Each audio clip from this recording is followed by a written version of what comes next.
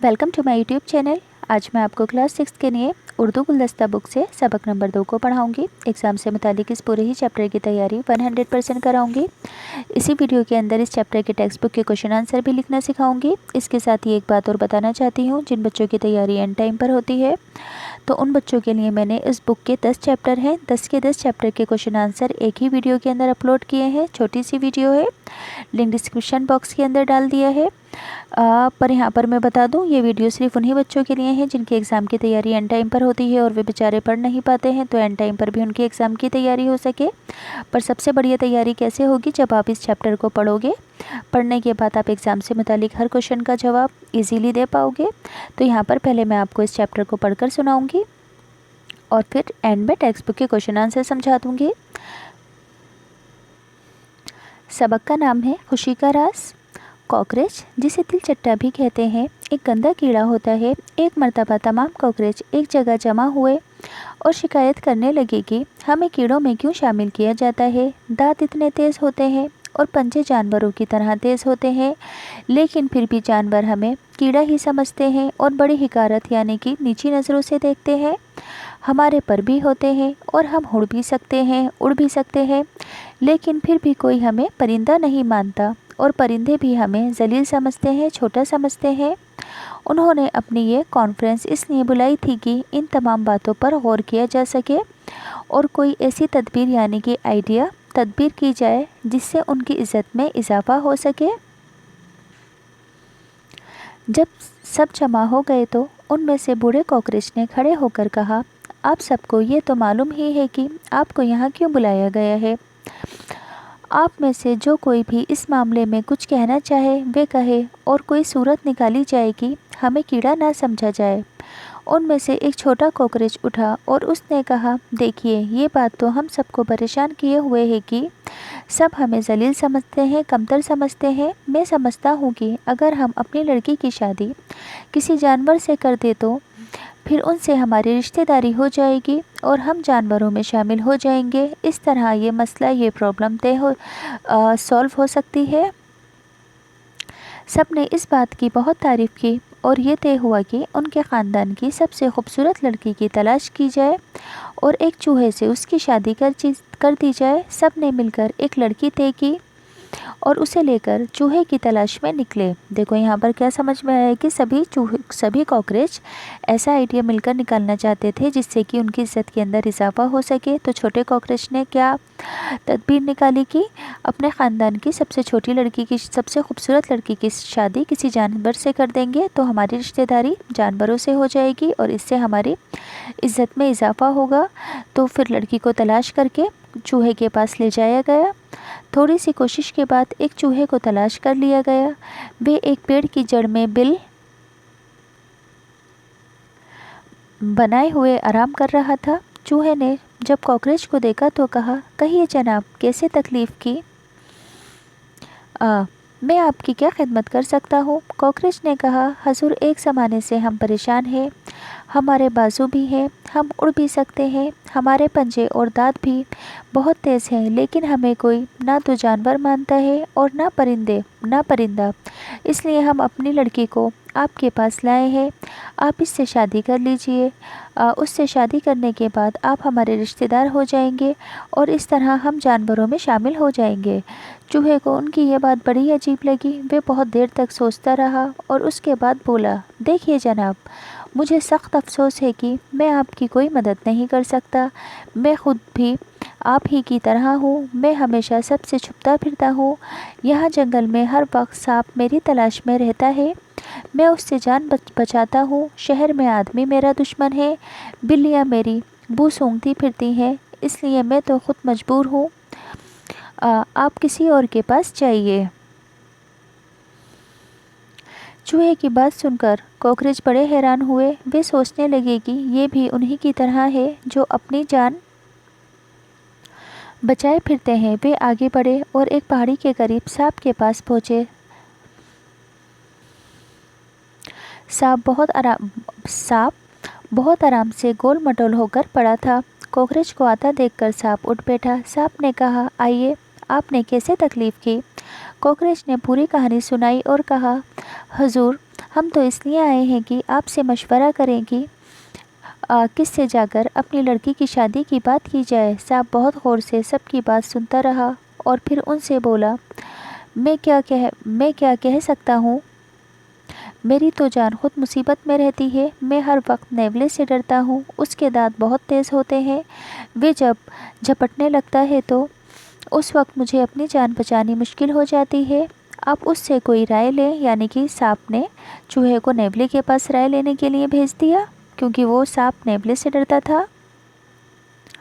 Cockroach نیولے کے پاس گئے، اس سے اپنے آنے کی وجہ بتائی۔ نیولا یہ سن کر مسکرایا اور بولا، واہ جناب، آپ اس بارے میں میرے پاس آئے ہیں؟ میں تو خود دوسروں کے رحم و کرم پر زندہ ہوں۔ لومڑی جو کچھ گوشت ہڈی چھوڑ جاتی ہے، میں اس کا جھوٹا کھاتا ہوں۔ میں آپ کی کوئی مدد نہیں کر سکتا۔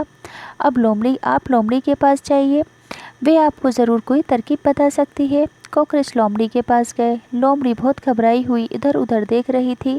کوکروچ نے پوچھا، آپ اس قدر پریشان کیوں دکھائی دے رہی ہیں؟ لومڑی نے پھر ادھر ادھر دیکھا اور کہا، معاف کرنا، میں آپ کی کوئی خاطر نہیں کر سکتی۔ دراصل کچھ کتے اس وقت میرے پیچھے پڑے ہوئے ہیں، وہ مجھے مار ڈالنا چاہتے ہیں۔ میں اپنے آپ کو ان سے بچائے پھر رہی ہوں، اس لیے میں اس وقت آپ کو زیادہ وقت نہیں دے سکتی۔ کہیے کیا کہنا ہے؟ کوکروچ نے سوچا کہ لومڑی تو خود دوسروں سے ڈرتی ہے، اسے تو آپ ہی دوسروں کی مدد کی ضرورت ہے۔ یہ جانور ہے، پھر بھی خوش نہیں، چلو کتے کے پاس چلا جائے۔ انہوں نے اس سے اجازت لی اور اپنی کہانی سنائے بغیر کتے کی تلاش میں نکل گئے۔ تھوڑی دور چلنے پر ہمیں کتے دکھائی دیے، یعنی کہ کوکروچز کو۔ کتے بڑے خوفناک تھے۔ انہوں نے سوچا یقیناً کتے ہی کام آئیں گے۔ کتے نے ہمیں بہت عزت سے بٹھایا اور آنے کی وجہ پوچھی۔ کوکروچ نے شروع سے لے کر اب تک کی کہانی سنائی اور اپنی خوبصورت لڑکی کو ہمیں دکھایا۔ ایک کتے نے کہا، دیکھو، اس دنیا میں کوئی خوش نہیں۔ تم اس سے پریشان ہو کہ تمہیں کیڑوں میں گنا جاتا ہے، تمہیں جانور اور پرندہ نہیں سمجھا جاتا، کوئی چیز بھی ذلیل نہیں ہوتی۔ ہم سب کسی نہ کسی سے ڈرتے ہیں۔ میں خود آدمی سے سب سے زیادہ ڈرتا ہوں۔ وہ جہاں کہیں مجھے دکھتا ہے مار ڈالتا ہے، میں اس سے بھاگتا ہوں۔ وہ کبھی مجھے پکڑنے جاتا ہے اور پھر مجھے اس کے گھر کی رکھوالی کرنی پڑتی ہے، لیکن میری وفاداری کا کوئی بدلہ نہیں دیتا۔ وہ میرا دشمن ہے۔ میں تمہاری کوئی مدد نہیں کر سکتا۔ تم آدمی کے پاس جاؤ، وہ ضرور تمہارے لیے کچھ کرے گا۔ کوکروچ آدمی کی تلاش میں نکلے۔ آخرکار ہمیں ایک جھوپڑی میں آدمی مل گیا۔ وہ اس جھوپڑی میں داخل ہوئے تو دیکھا کہ ایک دبلا پتلا آدمی ایک چٹائی پر بیٹھا ہوا ہے۔ کوکروچ جیسے ہی آگے بڑھا، وہ ایک دم سے کھڑا ہو گیا اور ہمیں ہٹانے لگا۔ کوکروچ نے کہا، ڈریے مت، ہم آپ سے مدد لینے آئے ہیں۔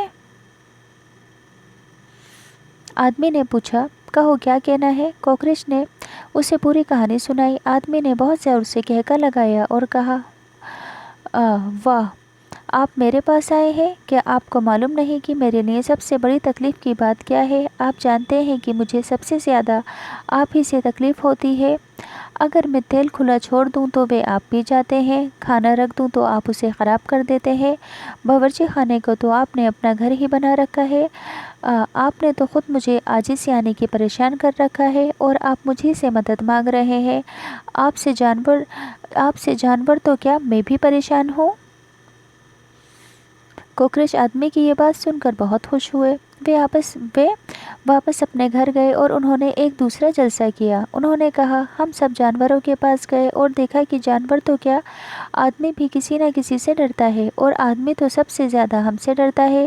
ایک چھوٹا سا کیڑا ہونے کے باوجود ہماری بڑی اہمیت ہے، اس لیے ہمیں ہرگز شرمندہ نہیں ہونا چاہیے۔